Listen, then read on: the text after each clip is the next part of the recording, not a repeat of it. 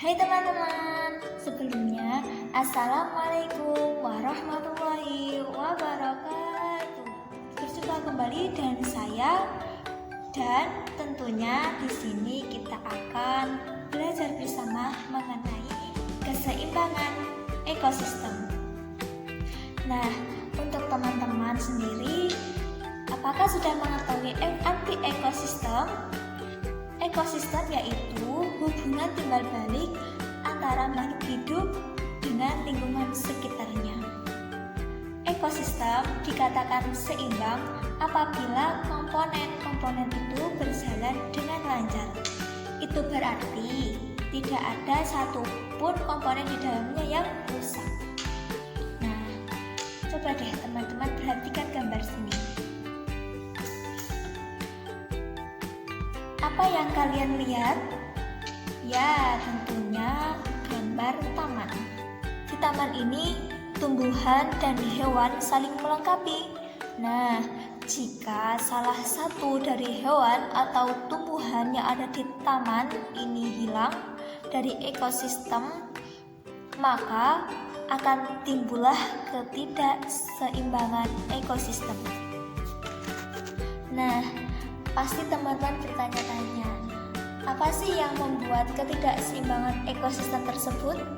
Ketidakseimbangan ekosistem dapat terjadi karena salah satu komponen ekosistem di dalamnya tersebut rusak atau hilang.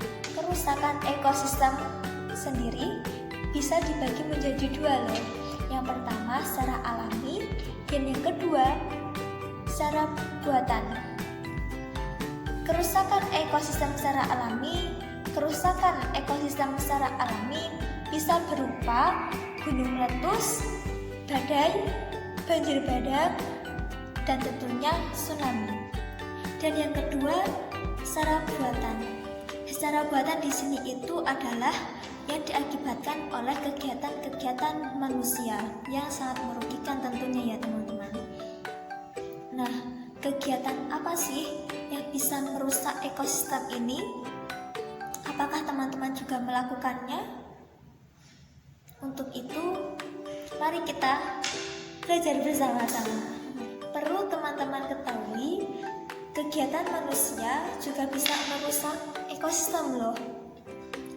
Nah, kerusakan ekosistem yang diakibatkan oleh perbuatan manusia itu seperti pembukaan lahan dengan membakar hutan. Hal ini dapat merusak ekosistem juga loh. Selain itu, lapisan-lapisan tanah pun bisa menjadi kering dan tidak subur kembali, yang bisa menyebabkan hewan-hewan tidak dapat hidup di hutan, sehingga banyak hewan-hewan yang turun dari hutan yang mencari makan di tempat lain. Yang kedua, yaitu penggunaan pupuk buatan secara berlebihan dapat juga menyebabkan terganggunya ekosistem juga loh. Karena pupuk ini akan larut bersama hujan turun dan akan mengalir ke sungai atau danau. Akibatnya unsur hara di dalam sungai tersebut akan naik dan dapat mensuburkan tanaman gulma seperti eceng gondok, sehingga ekosistem di sungai atau di danau ini tertutup oleh tanaman ini.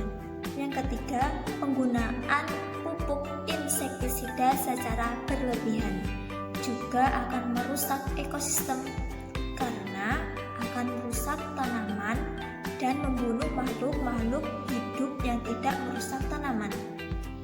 Kegiatan manusia yang keempat yaitu membangun pabrik industri. Membangun pabrik industri ini juga dapat merusak ekosistem juga. Bila limbah pabrik tidak diolah dengan benar, akan mengakibatkan polusi tanah, udara, dan bahkan air. Nah, untuk yang 5 ini mungkin teman-teman juga biasa melakukannya, yaitu membuang sampah sembarangan. Membuang sampah sembarangan juga akan mengakibatkan rusaknya keseimbangan ekosistemnya. Akan juga merusak keseimbangan ekosistem. Karena apa? Karena Sampah yang dibuang sembarangan juga akan mencemarkan air. Maka terjadilah polusi air dan ikan-ikan yang ada di dalamnya pun bisa mati karena air tersebut. Dan bahkan jika hujan turun nih pasti akan mengakibatkan banjir.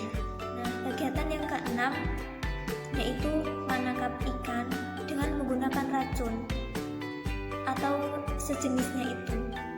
Karena ini juga bisa mengakibatkan rusaknya keseimbangan ekosistem yang terjadi di sungai.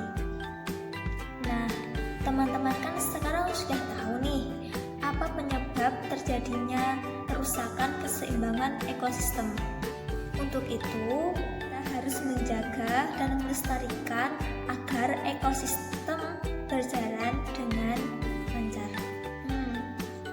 Kira-kira kegiatan apa sih yang bisa mengembalikan kembali keseimbangan ekosistem tersebut?